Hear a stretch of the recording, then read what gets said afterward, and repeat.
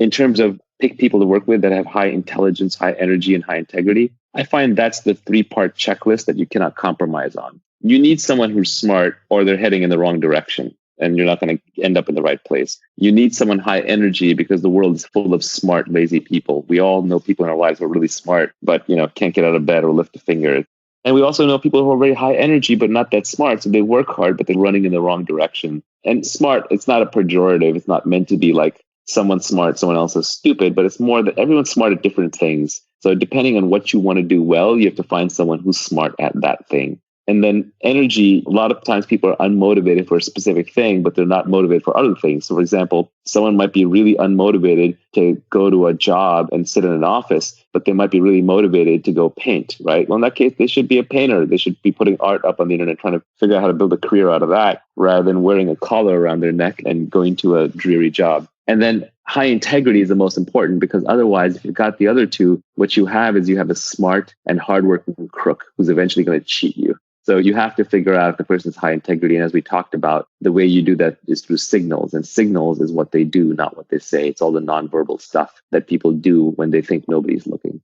With respect to the energy, there was this interesting thing from Sam Altman a while back where he was talking about delegation. And he was saying one of the important things for delegation is delegate to people who are actually good at the thing that you want them to do.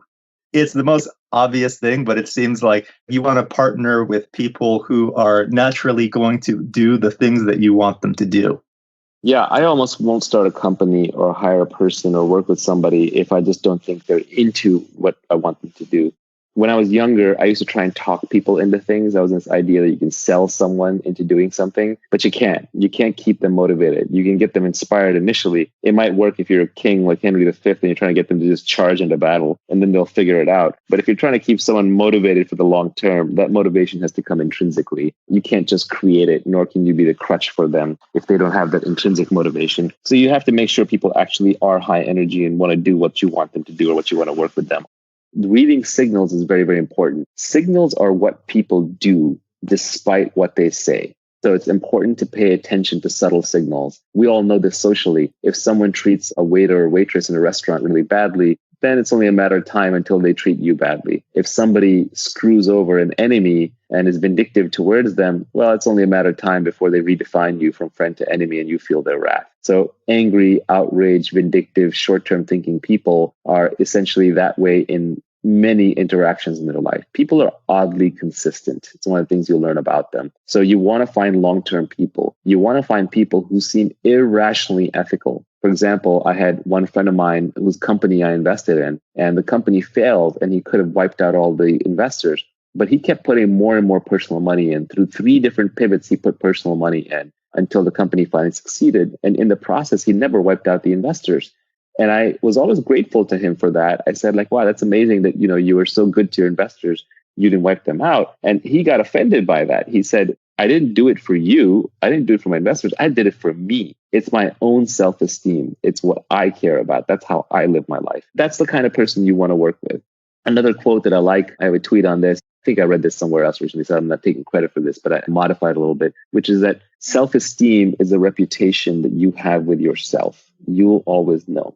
So good people, moral people, ethical people, easy to work with people, reliable people tend to have very high self-esteem because they have very good reputation with themselves and they understand that. It's not ego. Self-esteem and ego are different things because ego can be undeserved, but self-esteem, at least you feel like you lived up to your own internal moral code of ethics. And so it's very hard to work with people who end up being low integrity. And it's hard to figure out who's high integrity and low integrity. Generally, the more someone is saying that they're moral and ethical and high integrity, the less likely they're to be that way. It's very much like status signaling. If you overtly bid for status, if you overtly talk about being high status, that is a low status move. If you openly talk about how honest and reliable and trustworthy you are, you're probably not that honest and trustworthy. That is a characteristic of con men. So yeah, pick an industry in which you can play long-term games with long-term people.